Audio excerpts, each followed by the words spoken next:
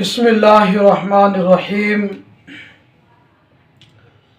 قال علماؤنا رحمهم اللہ تعالی تتعلق بترکۃ المیت حقوق اربعۃ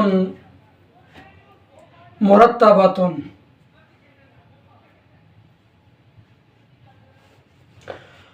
الاول یبدأ بتکفینہ وتجہیزہ من غیر تبذیر ولا تقتیر، ثم تقضى دیونہ من جمیع ما بقی من مالہ، ثم تنفذ وصایاہ من ثلث ما بقی بعد الدین، ثم یقسم الباقی بین ورثتہ بالکتاب والسنت و اجماع الامت۔ آج کا سبق میت کے ترکہ سے متعلق حقوق کے حوالے سے ہے۔ علماؤنا میں ہمارے علماء سے مراد مصنف کی علماء احناف ہے۔ علماء احناف ارشاد فرماتے ہیں کہ میت کے ترکہ سے 4 حقوق متعلق ہیں کہ ان 4 حقوق میں ترتیب کا لحاظ کیا جائے گا۔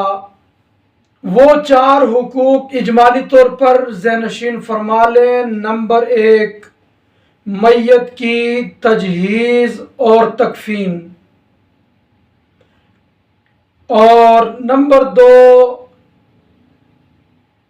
بندوں کے جو قرضے ہیں ان کی ادائیگی، اور نمبر 3 میت نے اگر کوئی وصیت کی ہے تو 1/3 تک اس کا نفاذ، اور نمبر 4 میت کے جو ورثہ ہیں ان میں کتاب اللہ، سنت رسول اور اجماع امت کی روشنی میں تقسیم۔ سب سے پہلے یہ چیز یاد رکھیں کہ لفظ ترکہ تا کے فتح کے ساتھ، را کے سکون اور را کے کسرہ کے ساتھ پڑھا جائے گا۔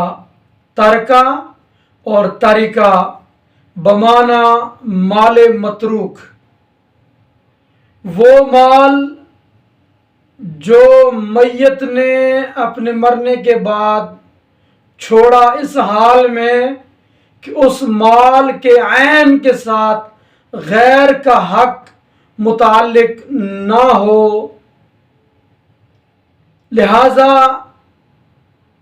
وہ مال میت کا جو مرتہن کے پاس گروی رکھا ہے وہ ترکے میں شمار تب تک نہیں ہوگا جب تک میت کے ورثہ میت کی جانب سے مرتہن کو اس کا قرضہ ادا نہ کریں۔ جب راہن کی جانب سے اس کے وارث مرتہن کا قرضہ ادا کر لیں اور مرتہن سے گروی شے چھڑا لیں، اب وہ میت کے مال متروک میں شامل ہوگا، اس میں سے وراثت کے قوانین جاری ہوں گے۔ اب یہ جو میت کا ترکہ ہے، اس سے 4 حقوق متعلق ہونے کی وجہ یہ ہے کہ میت کے ترکے کے ساتھ میت کا حق متعلق ہوگا یا میت کے غیر کا حق متعلق ہوگا۔ اگر میت کا حق متعلق ہے تو وہ تجہیز اور تکفین ہے، اور اگر میت کے غیر کا حق متعلق ہو تو پھر 2 صورتیں ہیں کہ میت کی موت سے پہلے غیر میت کا حق मैयत की तरका से मुतालिक हुआ या मैयत की मौत के बाद गैर मैयत का हक मैयत की तरका से मुतालिक हुआ। पहली सूरत में कर्जा है और दूसरी सूरत फिर दो हाल से खाली नहीं कि मैयत के गैर का हक मैयत की मौत के बाद मैयत की तरका से मुतालिक जो हुआ वो शरीयत की जानिब से हुआ है या खुद मैयत की जानिब से हुआ है। अगर मैयत की जानिब से मैयत के गैर का हक मैयत की तरका से उसकी मौत के बाद मुतालिक हुआ तो ये वसीयत है, और अगर शरीयत की जानिब से मैयत के गैर का हक मैयत की तरका से मैयत की मौत के बाद मुतालिक हुआ तो वो वरासत है जो किताबुल्लाह, सुन्नत रसूल और इजमाई उम्मत के बयान करदा उसूलों के मुताबिक मैयत के वरासा में तकसीम किया जाएगा। अब इस इजमाली गुफ्तगू की तफसील ये है। नंबर 1, पहला हक मैयत के तरका के साथ जो मुताल्लिक है वो है मैयत की तजहीज़ और मैयत की तकफीन, जिसमें इसराफ भी ना हो और बुखल से भी काम न लिया जाए, बल्कि मारूफ तरीक़े के मुताबिक तजहीज़ व तकफीन का मुनासिब बंदोबस्त किया जाए। और मैयत की तजहीज़ और तकफीन में चंद चीज़ें शामिल हैं।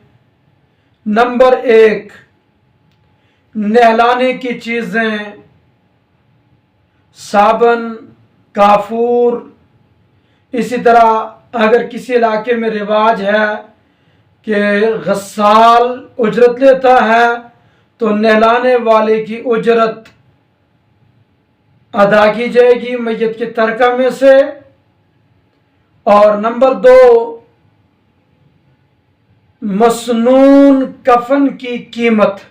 और मसनून कफन मर्द के लिए 3 कपड़े, औरत के लिए 5 कपड़े हैं। मर्द के जो 3 कपड़े हैं वही औरत के भी 3 कपड़े होंगे। नंबर 1, कमीज जो कंधे से लेकर कदमों तक लंबी हो और उसमें जेब भी ना हो, बाजू भी नहीं होने चाहिए। नंबर 2, इजार जिसको लुंगी कहा जाता है, सर से लेकर पांव तक चादर जिसमें मैयत को लपेटा जाए। और नंबर 3, सबसे ऊपर जो कपड़ा पहनाया जाएगा उसे लिफाफा कहते हैं। लिफाफा सर से कुछ बाहर, इसी तरह पांव से भी कुछ बाहर हो जिसमें मैयत को लपेटा जाएगा। तो ये 3 कपड़े मर्द के भी हैं और यही 3 कपड़े औरत के भी हैं। और इन 3 कपड़ों के अलावा मजीद ओढ़नी, 3 हाथ का कपड़ा जिसको सर से लेकर नीचे तक पहनाया जाएगा। और नंबर 5, कफन के अंदर जो कपड़ा शामिल है वो है सीना बंद, जिसको सीने से लेकर जानों तक लपेटा जाएगा। इसी तरह अगर किसी इलाके में कब्र खुदाई की उजरत ली जाती है तो जहां जहां कब्र खुदाई पर उजरत ली जाती है तो कब्र खोदने वाले की उजरत भी मैयत के तरीका से बतौर तकफीन और बतौर तजहीज़ के मिन्हा किया जाएगा। और यूं ही अगर कब्र के लिए जगह खरीदनी पड़े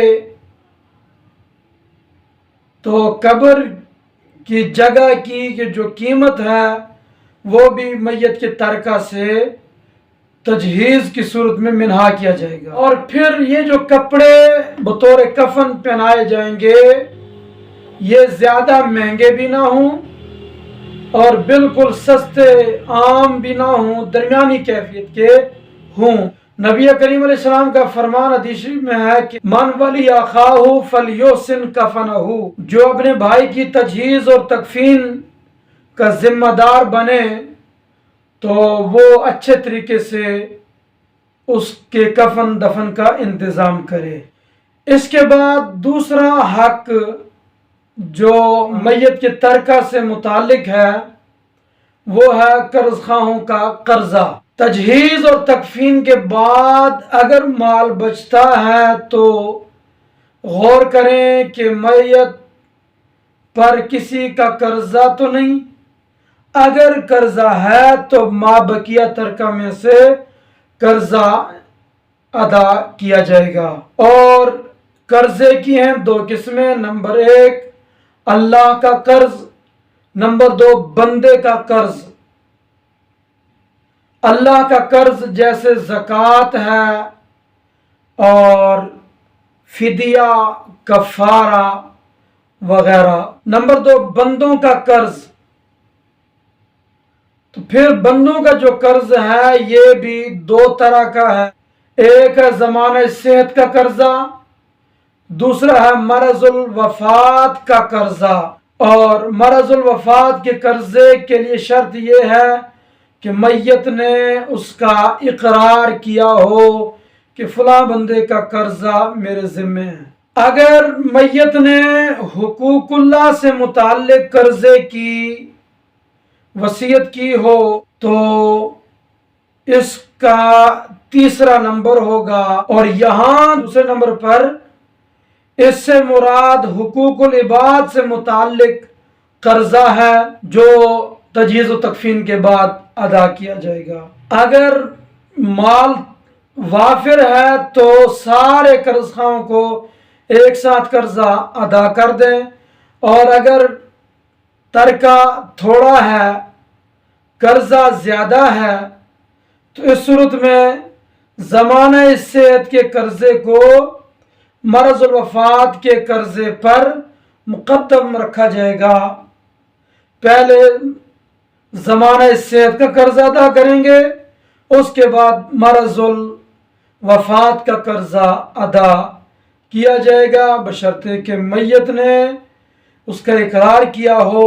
मरजुल मौत की हालत में जो कर्जे मैयत ने लोगों से लिए लेकिन उनके बारे में उसने किसी के सामने इकरार नहीं किया कि मैंने फलां बंदे से कर्जा लिया है, देखेंगे कि अगर कर्जा लोगों के मुशाहदे और गवाहों से साबित हो रहा है, मिसाल के तौर पर डॉक्टर की फीस है दवाई पर, तो ये कर्जा ज़माना सेहत के कर्जे के साथ लाहिक होगा, वो पहले अदा करेंगे।